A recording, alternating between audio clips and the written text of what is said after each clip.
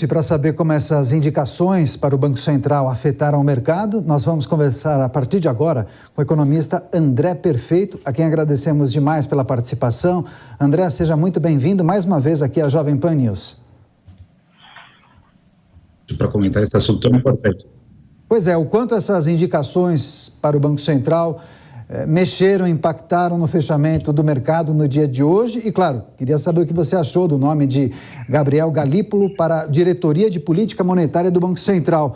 Ele transita bem, né, entre mercado, governo, mercado e ambiente político, mas está longe de ser uma unanimidade. Olha, Daniel, exatamente, né? O que a gente viu hoje no mercado foi um resultado meio misto, né? A bolsa fechou em alta, mas o dólar também subiu.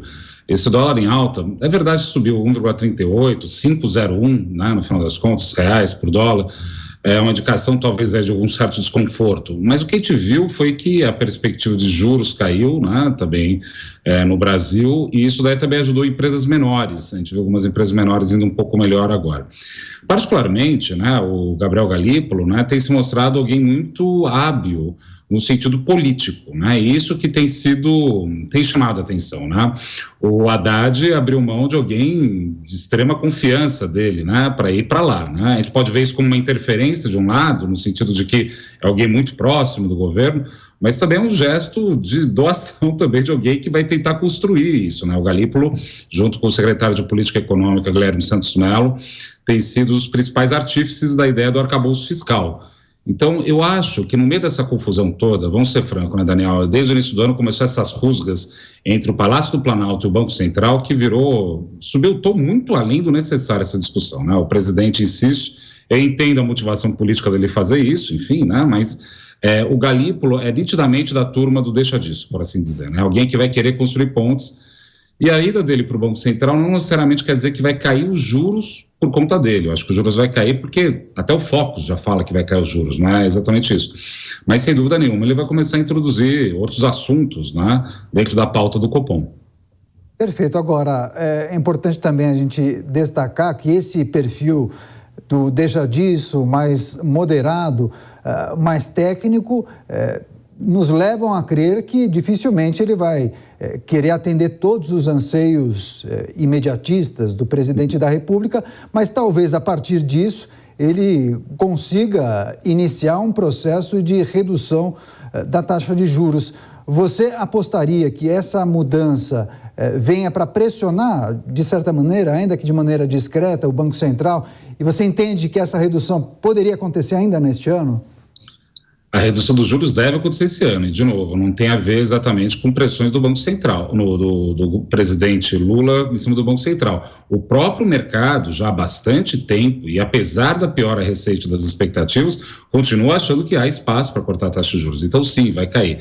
O Gabriel Galípolo, né, ele é um profissional que transitou muito tempo no mercado financeiro, fala com clientes institucionais com muita frequência e com muita desenvoltura. É óbvio que parte do mercado não vai achar tão interessante, né? Gostaria, de repente, de alguém mais ortodoxo, né? Como se fosse freios e contrapesos, por assim dizer, né? Na política fiscal e monetária.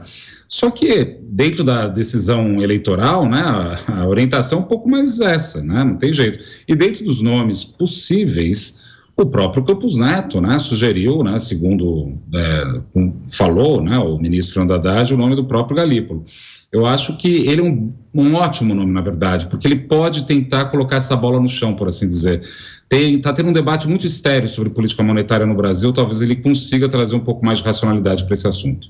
Excelente. Agora, perfeito, já que você mencionou o boletim Focus, a gente destaca aqui para a nossa audiência que o mercado financeiro, por meio desse boletim, acabou, então, reduzindo as estimativas de inflação para esse ano e para o ano que vem. Para o grande público compreender o que pode explicar essas projeções? Bem, em alguma medida piorou muito, né? Teve semanas e semanas consecutivas, né, de piora das expectativas. E assim, melhorou agora, mas não dá para soltar fogo de artifício. Acho que caiu de 6,05 para 6,02, algo do tipo. É uma queda marginal.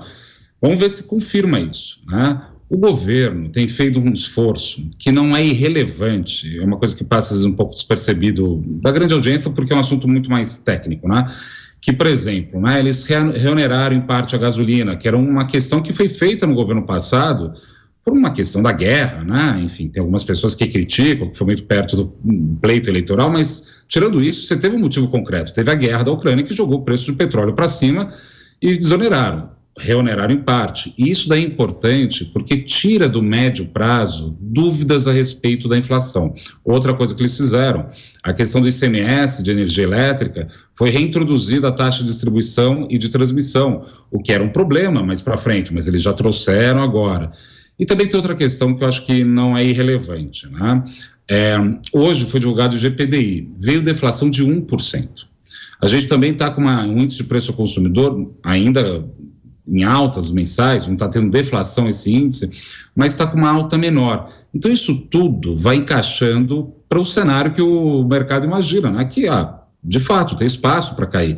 E vale notar o seguinte, né, Daniel? Ninguém está falando que vai sair de 13,75% para 8% a Selic, né? A gente está falando que vai para 12,5%, 12,25%, se começar um pouco antes, né? Eu acho que não, acho que vai realmente começar no segundo semestre, mas é uma taxa que ainda é sensivelmente alta. Então, eu acho que está tudo certo. Eu acho que teria que tirar um pouco desse ruído.